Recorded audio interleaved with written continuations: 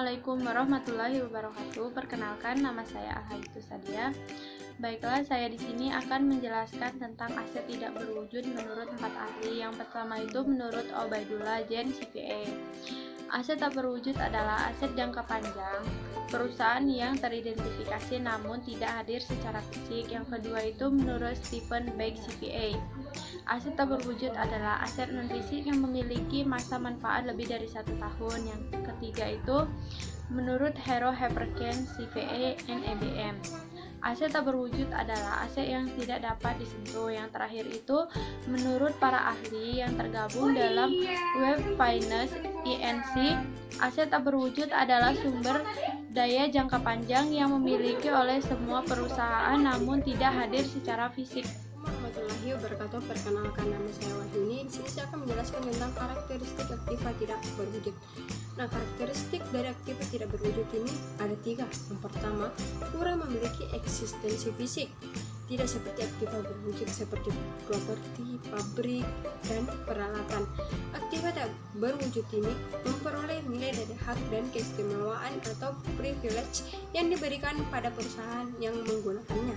Nah, yang kedua yaitu bukan merupakan instrumen keuangan. Aktiva seperti deposito bank, hutang usaha, dan investasi jangka panjang dalam obligasi serta saham tidak memiliki substansi fisik, tetapi tidak diklasifikasikan sebagai aktiva tak berwujud. Aktiva ini merupakan instrumen keuangan dan menghasilkan nilainya dan hak untuk menerima kas atau ekuivalen kas di masa depan. Nah, yang terakhir yaitu bersifat jangka panjang dan menjadi subjek amortisasi. Aktiva tak berwujud menyediakan jasa selama periode bertahun-tahun. Investasi dalam aktiva ini biasanya dibebankan kepada periode masa depan mendatang melalui beban amortisasi periode. Sekian dan terima kasih. Assalamualaikum warahmatullahi wabarakatuh. Assalamualaikum warahmatullahi wabarakatuh. Perkenalkan, nama saya Cindy Felicia Andiani Putri. Di sini saya akan menjelaskan tentang klasifikasi aktiva tak berwujud. Yang A, cara akuisisi, manner of acquisition. Aktiva tak berwujud dapat diperoleh dengan cara membelinya dari entitas lain, seperti membeli wiralaba atau paten dari orang lain. Cara lain untuk memperoleh aktiva tak berwujud adalah dengan cara membuatnya sendiri melalui operasi. Contohnya paten dan merek dagang. Yang B, dapat diidentifikasi, identifiability. Beberapa aktiva tak berwujud dapat diidentifikasi secara terpisah dari perusahaan lainnya. Aktiva tak berwujud lainnya tidak dapat dipisahkan, tetapi nilainya dapat diturunkan dari nilai aktiva yang berhubungan dengannya.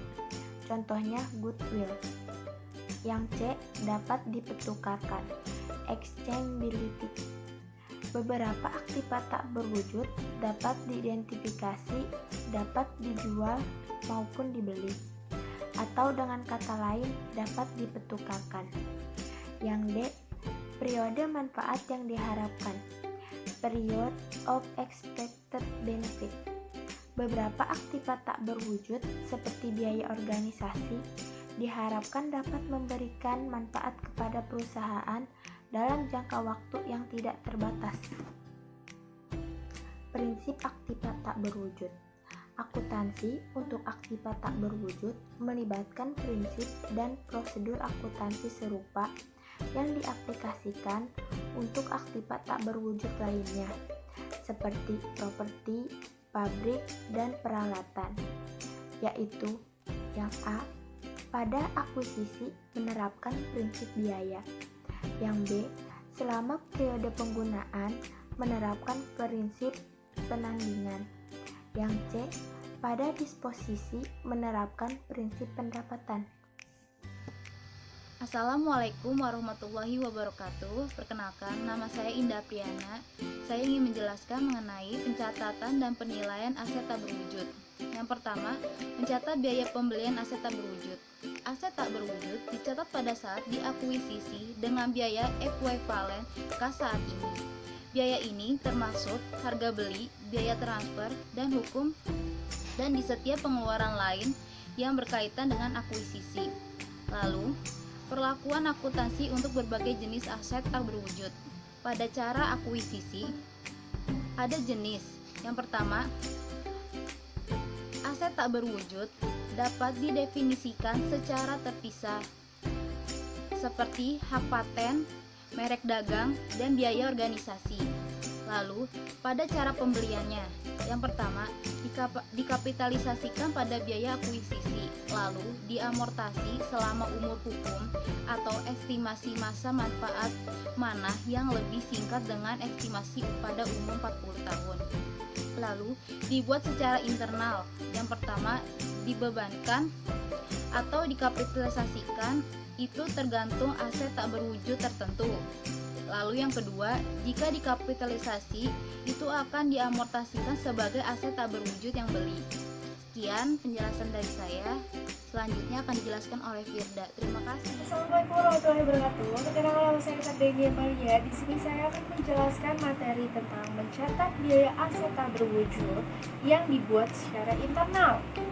Kadangkala perusahaan membuat sendiri aset tak berwujud, hanya biaya yang secara spesifik dapat diidentifikasi dari penciptaan aset tak berwujud tersebut hanya akan diidentifikasi. Jadi, walaupun telah mengeluarkan biaya penelitian yang sangat besar untuk membentuk hal yang dipatenkan, karena kendala ini, biaya yang dikapitalisasi aset tak berwujud yang dibuat secara internal. Adapun beberapa faktor yang harus dipertimbangkan di dalam mengestimasi umur aset tak berwujud. Yang pertama, ketentuan hukum, peraturan, atau kontraktual yang dapat membatasi umur. Yang kedua, ketentuan untuk pembaruan atau perpanjangan yang dapat mengubah umur. Yang ketiga, pengaruh keusahaan, permintaan, dan faktor ekonomis. Itu dia yang dapat saya sampaikan. Kurang lebihnya mohon maaf. Wabillahi taufiq wal hidayah. Wassalamualaikum warahmatullahi wabarakatuh. Terima kasih. Izin memperkenalkan diri, nama saya Selina Kristiadi, saya dari kelas 03 SAKP 005. Saya akan menjelaskan mengenai aset tidak berwujud yang dapat dipertukarkan. Aset tidak berwujud yang dapat dipertukarkan adalah aset non-moneter yang dapat membawa nilai manfaat lebih bagi perusahaan di waktu tertentu. Si aset ini dapat diperjualbelikan atau ditukarkan pada waktu yang diinginkan oleh perusahaan tersebut. Aset tidak berwujud yang dapat dipertukarkan mencakup hak paten, lalu ada lagi hak cipta, merek dagang, lalu franchise atau waralaba atau perizinan, dan biaya organisasi. Hak paten ini sendiri adalah hak yang diberikan oleh pemerintah kepada pemilik hak atas biaya yang dia keluarkan. Jadi misalkan si A ingin mematenkan barangnya agar tidak ada yang bisa mencontek atau mengambil idenya. Lalu ia mengeluarkan uang kepada pemerintah untuk membuat pematenan barang tersebut. Jadi semisalkan ada yang mau meniru barang tersebut, itu bisa dikenakan oleh pasal atau hukum yang berlaku di Indonesia. Lalu kedua adalah hak cipta. Hak cipta adalah hak yang sama diberikan oleh pemerintah kepada suatu entitas tertentu, misalnya penyanyi mempunyai lagu. Lalu dia memiliki lagu atau poem atau sajak atau lirik dan lain-lainnya, dia harus membuat hak cipta dengan mengeluarkan uang agar sama tidak bisa ditiru oleh orang lain. Lalu kedua adalah merek dagang. Seperti yang kita tahu, merek di Indonesia sangatlah banyak. Salah satu contohnya misalnya Biore atau sabun Lux, itu berarti kan hanya satu merek di Indonesia, tidak ada yang bisa meniru. Jadi merek dagang ini dikeluarkan atau dibeli oleh perusahaan agar si produk ini tidak bisa ditiru oleh orang lain atau entitas lain.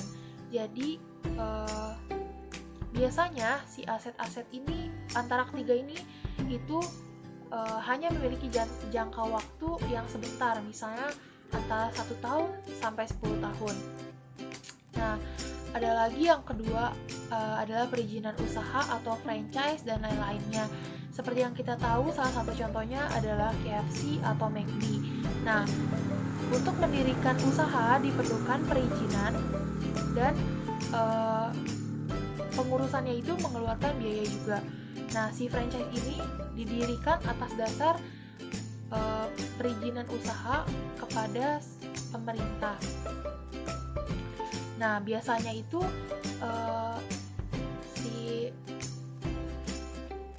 si franchise ini lebih lama jangka waktunya daripada ketiga yang tadi, yaitu merek dagang, hak cipta, hak paten. Itu lebih lama karena untuk perizinan ini jangka waktunya bisa sampai 3 sampai 10 tahun. Tidak seperti yang lain yang hanya mungkin 1 sampai 2 tahun misalnya. Lalu ada lagi yang namanya biaya organisasi. Biaya organisasi itu biasanya apabila suatu partai mau kampanye untuk mempromosikan presidennya atau gubernurnya, maka ia harus mengeluarkan uang untuk perizinan kepada pemerintah supaya bisa menjalankan kampanye untuk mempromosikan nih gubernur atau si kandidat yang akan dia promosikan agar dipilih. Lalu biasanya si biaya organisasi ini adalah biaya yang sangat singkat karena mengingat juga lebih jangka waktunya lebih pendek. Nah, dari semua itu merupakan adalah contoh dari aktiva tidak berwujud yang dapat dipertukarkan. Mungkin hanya itu dari saya, kurang lebihnya mohon maaf. Sekian dan terima kasih.